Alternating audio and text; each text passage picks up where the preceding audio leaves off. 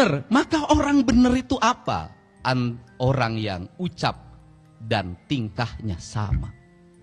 Kalau sudah seperti itu, maka tingkatan yang keempat, pinter. Orang pinter boleh, tetapi kalau dia sudah cager, sudah bagir, dan sudah benar. Kenapa? Kalau pinter lebih dulu, dia tidak cager. Profesor tak akan berarti kalau dia kena stroke. Dia pinter, tapi dia tidak benar. Rusak pegang anggaran. Tidak pernah mengarah pada kepentingan publik. Habis belanjanya oleh kepentingan yang non-publik. Maka pinter menjadi kekuatan utama. Yang terakhir, orang pinter tak ada arti kalau tidak singer. Dia tidak satset. Dia tidak pok-pek-prak. Dia tidak bisa mengaplikasikan seluruh perangkatnya dalam kehidupannya. Untuk itu, saya mencoba membangun dua kerangka kerja pembangunan di Jawa Barat. Kerangka kerja yang pertama, di tahun 2025 dan tahun 2026, serta sisa setengah dari 2027. Saya menyebutnya tahun belanja modal. Tahun belanja modal itu apa? Modalnya dalam bentuk infrastruktur.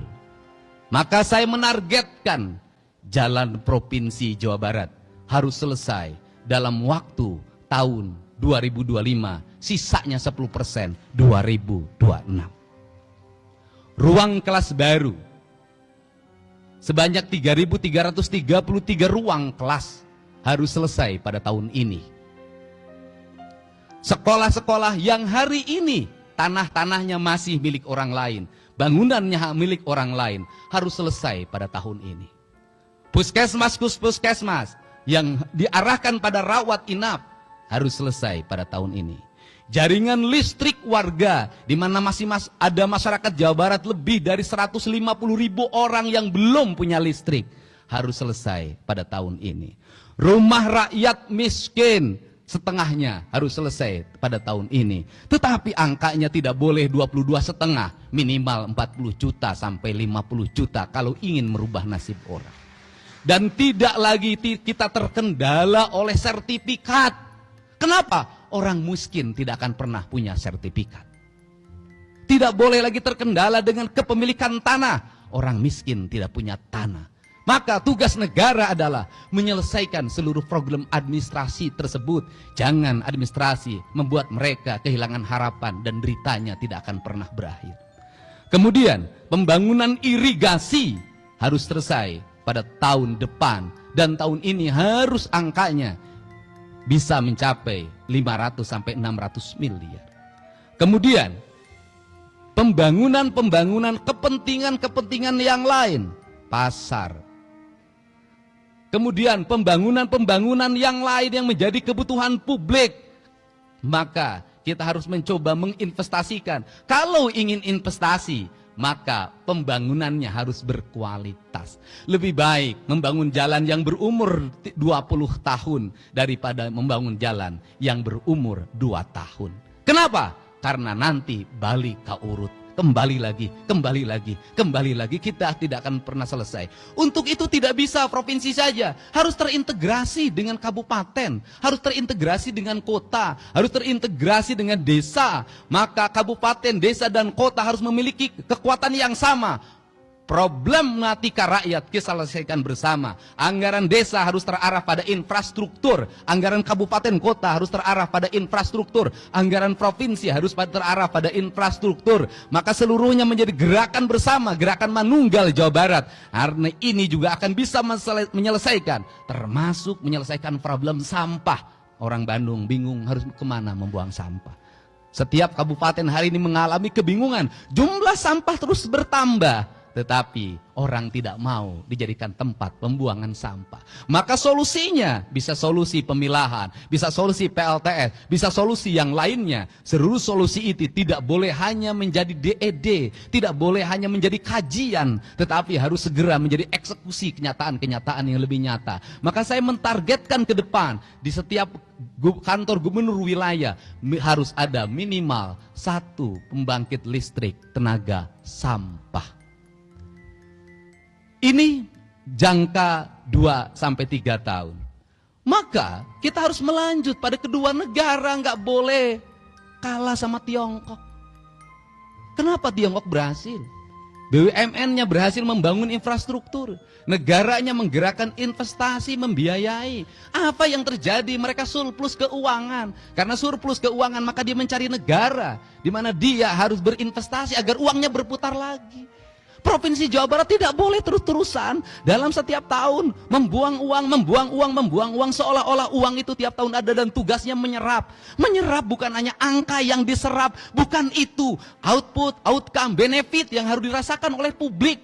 Gak boleh begitu lagi. Karena itu di 2026, 2027, 2028, 2029 kalau infrastruktur sudah selesai, kalau kewajiban-kewajiban pemerintah provinsi sudah selesai, uangnya memiliki kecukupan, maka kita harus mulai berinvestasi fiskal. Investasinya tidak boleh lagi dalam BUMD, yang kemudian BUMD itu menahan dividennya dan dikatakan rugi terus dalam setiap tahun. Saya tidak mau menjadikan badan usaha milik daerah menjadi tempat menyimpannya tim sukses. Tidak akan ada di pemerintahan saya. Kenapa? Kalau negeri ini dibagi pada tim sukses, maka negeri ini tidak akan pernah berakhir. Tahun ini, tahun depan ini, tahun depan lagi ini, kapan kita ini? Dan negeri menjadi negeri balas dendam. Tetapi BUMD saya akan lakukan apa? Audit investigatif. Agar apa? Agar bisa ditemukan bekerjanya baik, kredibel, punya untung atau buntung terus. Kalau buntung terus, ngapain? Gaji pengangguran, ngabisin duit APBD. Tutup. Kita arahkan apa? Investasi pada BPR-BPR yang sehat di kabupaten, kota, dan kecamatan yang sehat. Agar apa? Agar uang provinsi bisa diserap oleh masyarakat yang jujur. Kita tingkatkan lagi investasi di Bank Jabar walaupun sudah terbuka. Dan Bank Jabar harus mengalami efisiensi. Efisiensi apa? Struktur jabatannya jangan terlalu banyak. Jumlahnya sedikitkan. Untuk apa? Karena Bank Jabar itu nggak usah pakai struktur banyak juga sudah untung. Pelanggannya ASN, anggota DPRD, bupati dan wali kota, termasuk mungkin saya nanti. Nah, kenapa? Kalau seperti itu, maka kalau jumlahnya sedikit, untuk apa? Agar dia dividennya tinggi. Kalau dividennya tinggi, belanjakan untuk kepentingan publik lagi. Kalau kemudian punya CSR, jangan disembunyikan, umumin berapa CSR-nya. Dan saya merencanakan CSR pada tahun 2025 untuk pembangunan sekolah. Satu sekolah dari CSR. Kalau seperti itu nanti anak-anak kita bisa bersekolah. Tidak ribut lagi. Tidak mengalami lagi anak Jawa Barat 350.000 ijazahnya belum ditebus. Negara sudah merdeka, ijazah belum ada di tangan. Ini adalah kerangka. Kalau kerangka ini sudah dibangun, maka pada periode ke depan kita menjadi provinsi yang memiliki kecukupan fiskal. Kalau sudah punya kecukupan fiskal, kalau provinsinya misalnya nanti ada BUMD yang profesional, bisa dikelola dengan baik. Bisa jadi dia bangun jalan di provinsi lain. Bisa jadi dia bikin stasiun kereta api di posisi lain. Bisa jadi dia bangun apa di provinsi lain. Kenapa? Duitnya menyebar ke tempat lain. Kita punya kecukupan.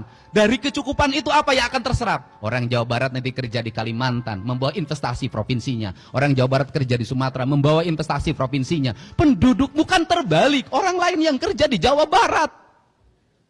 Karena kekurangan tenaga profesional. Untuk itu beasiswa pendidikan hari ini adalah beasiswa pendidikan investasi. Diarahkan untuk siapa? Anak-anak Jawa Barat yang memiliki kualifikasi kecerdasan tingkat tinggi. Agar dia menjadi penggerak ekonomi. Agar melahirkan engineer-engineer baru yang bisa menggerakkan mesin produksi di seluruh industri.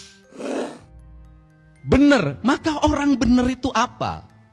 Orang yang ucap dan tingkahnya sama. Kalau sudah seperti itu, maka tingkatan yang keempat, pinter. Orang pinter boleh, tetapi kalau dia sudah cagir, sudah bagir, dan sudah benar. Kenapa? Kalau pinter lebih dulu, dia tidak cagir. Profesor tak akan berarti kalau dia kena stroke. Dia pinter, Tapi dia tidak benar, rusak pegang anggaran. Tidak pernah mengarah pada kepentingan publik, habis belanjanya oleh kepentingan yang non-publik. Maka pinter menjadi kekuatan utama. Yang terakhir, orang pinter tak ada arti kalau tidak singer. Dia tidak satset. Dia tidak pok-pek-prak. Dia tidak bisa mengaplikasikan seluruh perangkatnya dalam kehidupannya. Untuk itu, saya mencoba membagi dua kerangka kerja pembangunan di Jawa Barat. Kerangka kerja yang pertama, di tahun 2025 dan tahun 2026, serta sisa setengah dari 2027. Saya menyebutnya tahun belanja modal. Tahun belanja modal itu apa? Modalnya dalam bentuk infrastruktur. Maka saya menargetkan jalan provinsi Jawa Barat harus selesai dalam waktu tahun 2025, sisanya 10% 2026.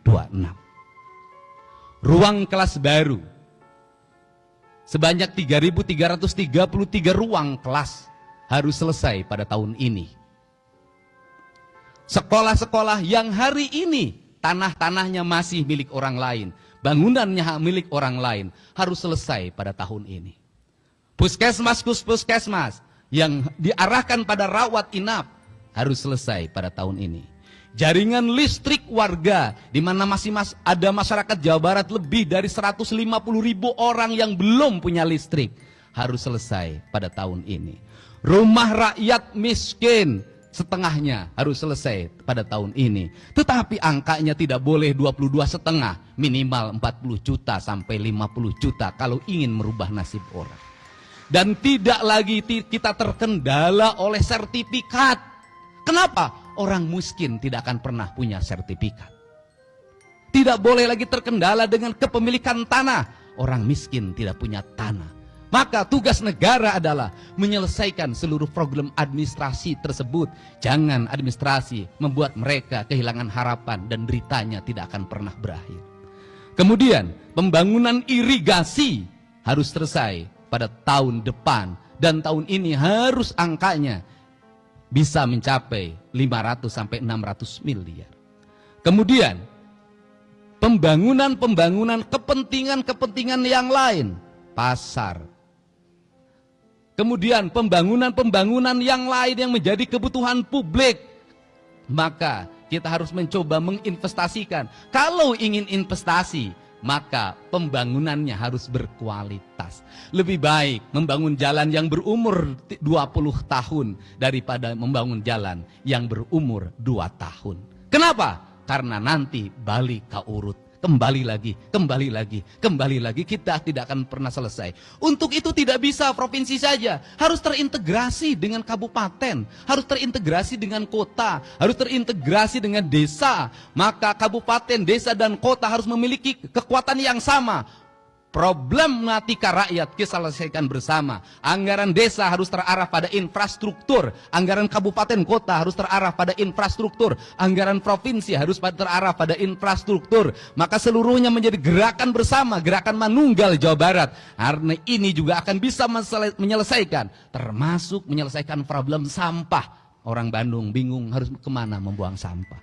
Setiap kabupaten hari ini mengalami kebingungan. Jumlah sampah terus bertambah. Tetapi orang tidak mau dijadikan tempat pembuangan sampah. Maka solusinya bisa solusi pemilahan, bisa solusi PLTS, bisa solusi yang lainnya. Seluruh solusi itu tidak boleh hanya menjadi DED, tidak boleh hanya menjadi kajian, tetapi harus segera menjadi eksekusi kenyataan-kenyataan yang lebih nyata. Maka saya mentargetkan ke depan di setiap kantor gubernur wilayah harus ada minimal 1 pembangkit listrik tenaga sampah.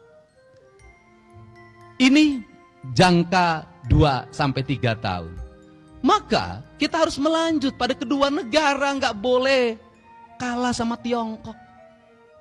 Kenapa Tiongkok berhasil? BUMN-nya berhasil membangun infrastruktur.